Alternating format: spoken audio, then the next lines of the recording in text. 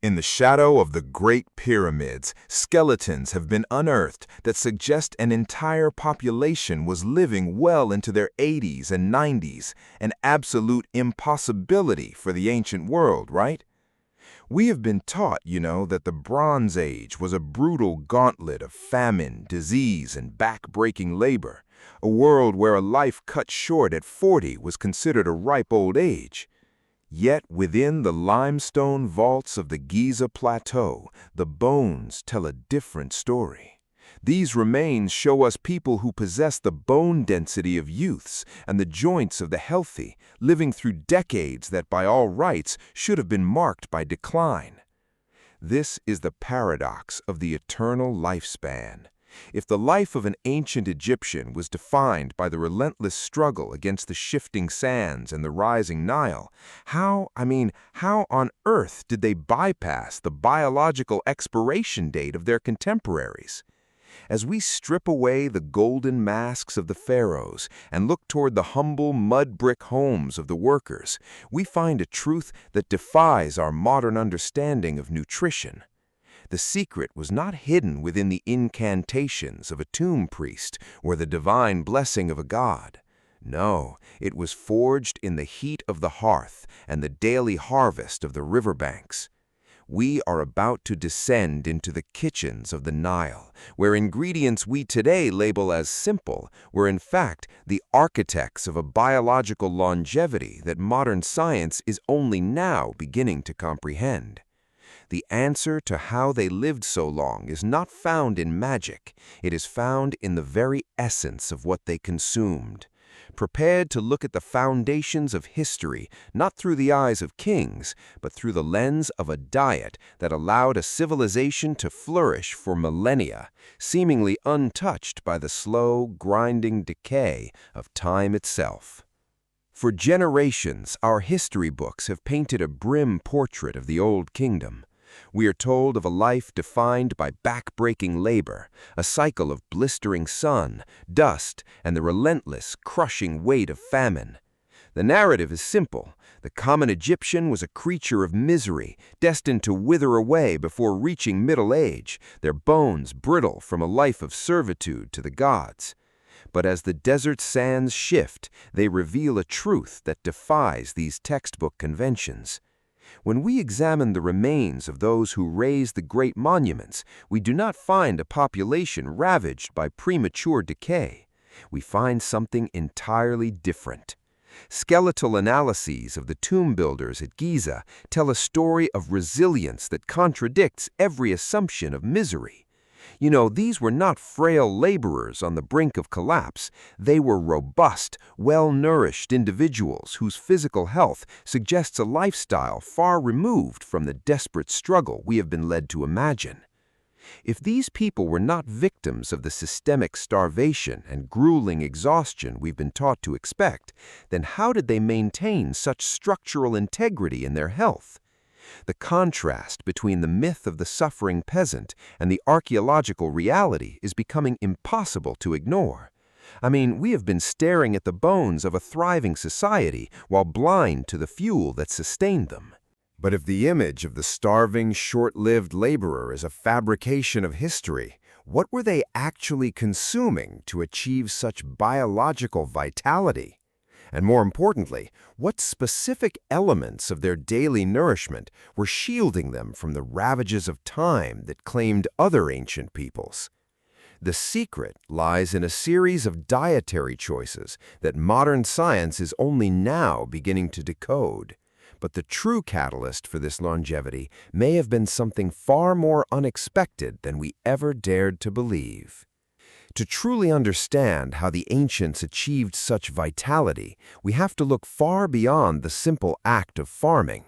You see, the Egyptian diet wasn't merely a matter of hunger, it was a sophisticated science of survival. Behind this stood the silent, watchful guardians of health, the temple priests and the master healers. These weren't just theologians, right? They were the keepers of a sacred dietary knowledge, treating the kitchen like a laboratory. They knew deep down that the strength of the entire nation resided in the resilience of its people. The hierarchy of Egyptian society was built upon a structure that allowed for this unique specialization. While the common laborer tilled the earth, the priestly class curated the harvests, ensuring the most nutrient-dense crops were prioritized for the collective health of the kingdom. They understood that the Nile was more than just a river, it was the heartbeat of a civilization. Every year, when the waters receded, they left behind a gift, the black silt, a mineral-rich sediment brought down from the heart of Africa. This was the great equalizer, a natural alchemy that imbued their wheat, barley, and legumes with a concentration of minerals that simply did not exist anywhere else. While other civilizations struggled against the limitations of their own earth, the Egyptians cultivated an environment of extraordinary biological abundance. Their crops weren't just food, they were the concentrated essence of the river's life force, optimized by a society that valued the preservation of the body as much as the preservation of the soul. But if the soil was the foundation, the true mastery lay in how they combined these ingredients. There was a specific, deliberate practice in their fermentation, a secret process that, it actually transformed the very molecular structure of their daily meals, something that, when finally uncovered, suggests we have been completely misunderstanding the mechanics of human longevity all along. To truly understand how the ancients conquered the limitations of the human frame, you must look past the grand pyramids and into the humble, sun-drenched courtyards where the true alchemy occurred. It was here, in the shadow of stone monuments, that the Egyptian housewife practiced a science that modern biology is only now beginning to quantify. The secret wasn't in the rarity of their ingredients, right? It was in the deliberate microscopic life they invited into their daily bread. They did not bake with the sterile, mass-produced agents we use today. Instead, they relied on a living, evolving culture, a wild sourdough starter crafted from emmer wheat, nurtured by the unique microflora of the Nile Valley. This wasn't merely food, it was a biological partnership. When the emmer wheat, a grain remarkably rich in proteins, met the wild yeasts and lactobacilli, a transformation took place. This process of long, slow fermentation effectively pre-digested the grain. It neutralized the phytic acid, those anti-nutrients that plague our modern digestion, and unlocked a dense treasure trove of minerals. But the real genius, it was in the result. By consuming this living bread, the Egyptians were not just fueling their muscles, they were fortifying an invisible empire within themselves. They were cultivating a robust, flourishing gut microbiome, a natural shield against the systemic inflammation that drives modern aging. They were effectively training their immune systems from within, fending off the very diseases that would have claimed a life decades earlier. It suggests that the longevity of these people was not merely a product of the gods' favor, but a triumph of ancient bioengineering. Yet, if this daily bread was the engine of their resilience, what was the fuel that kept that engine running for over a century? Because the truth about their hydration and the strange, forgotten properties of the water they drank is where the story takes a turn that even the experts, they struggle to explain. The secret to living for over a century under the scorching sun of the Nile Valley was written into the very architecture of the calendar. For the ancient Egyptian, health was not a choice made in some supermarket aisle, It was a choreography with the natural world. Their life was dictated by the rhythm of the flood, the Akhet, the Peret, and the Shemu. This was not merely a way to track the seasons for farming, it was a biological blueprint that kept the human body in perfect, rhythmic alignment with the earth itself. While our modern lives are defined by the constant, erratic influx of processed sugars and inflammatory fats, the Egyptian table was a bastion of purity. Imagine a diet governed by the calendar, where the arrival of the harvest meant a shift in your internal chemistry. When the waters receded, the land offered up a bounty of chickpeas, lentils, and pulses, legumes that served as the backbone of their resilience. These were the powerhouses of protein, slow-burning and nutrient-dense, completely devoid of the toxic additives that saturate our present-day food supply. They didn't crave the artificial, they consumed the seasonal.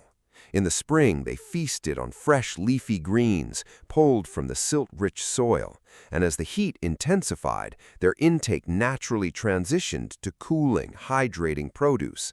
There were no hidden salts to bloat the body, right? No preservatives to dull the mind. It was a cycle of renewal that allowed the organs to rest, recover, and rejuvenate in tandem with the landscape. Think of it, an entire civilization living without the modern metabolic diseases that we have come to accept as inevitable. They understood that the body is a reflection of the cycle, and when that cycle is broken, the decline begins.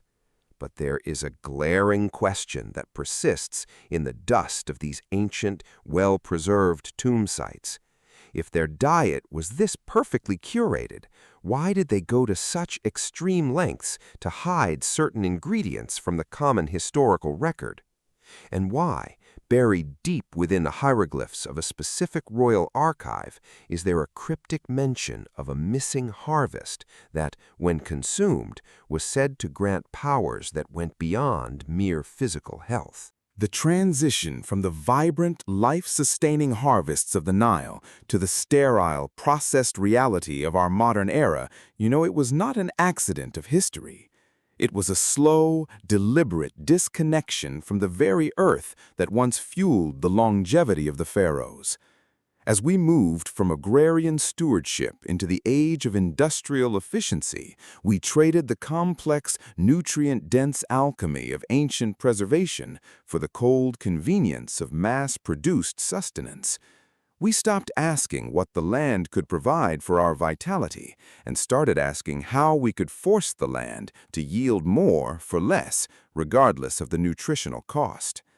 This shift created a silent epidemic.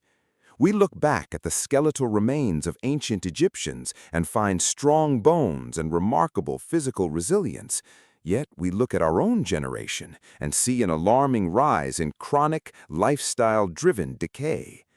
Intense, the knowledge that once guarded their health was not lost in some great cataclysm or fire. It was paved over by the march of progress. We prioritized shelf life over human life, and in doing so, we severed the lifeline to a dietary tradition that allowed humanity to thrive for centuries. But why would civilization choose to discard such a potent legacy? The silence surrounding these ancient practices serves a purpose, one that benefits the modern systems that rely on our constant consumption of empty calories, right? To look back is to realize that the medicine for many of our contemporary ailments was likely growing in the fields of Giza 5,000 years ago. We are currently living in a landscape of nutritional scarcity, hidden within the illusion of abundance. Yet this leads us to a truly haunting realization. If this information was intentionally buried, or perhaps simply deemed too dangerous for a society built on rapid turnover, what else was hidden away in those royal archives? We whisper, there is a lingering suspicion that the secret of their long lives wasn't just in the wheat or the grain, but in a precise, ritualized preparation that we have completely misunderstood. And the truth behind why this knowledge was suppressed might be far more unsettling than we ever dared to imagine.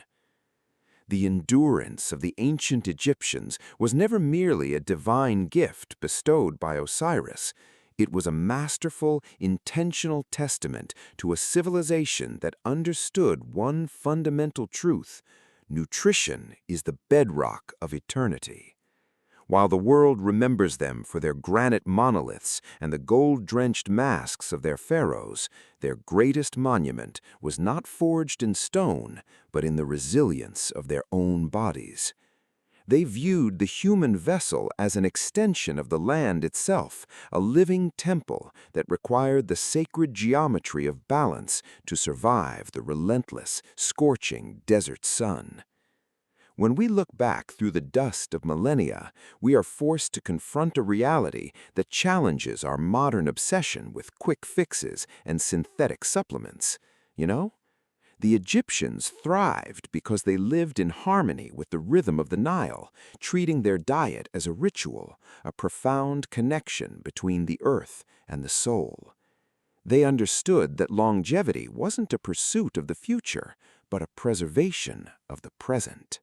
Today, we stand at a crossroads, navigating a world of refined sugars and processed convenience, far removed from the grain-rich wisdom of the ancients. It leads us to a necessary, perhaps uncomfortable question. Is the key to our own future vitality hiding in plain sight, buried beneath the forgotten habits of the past? If we could reclaim that ancient discipline, what might we be capable of? Today, we stand at a crossroads. This journey into the heart of the Nile has shown us that the path to longevity is not found in a laboratory, but in the simplicity of nature. If this exploration of the ancient way has resonated with you, consider subscribing to Hidden Epoch Narratives. We invite you to step further into the shadows of history with us. Before you go, tell us in the comments, if you could adopt one ancient ritual to improve your own daily life, what would it be? Let's continue to uncover the truths that time almost stole away.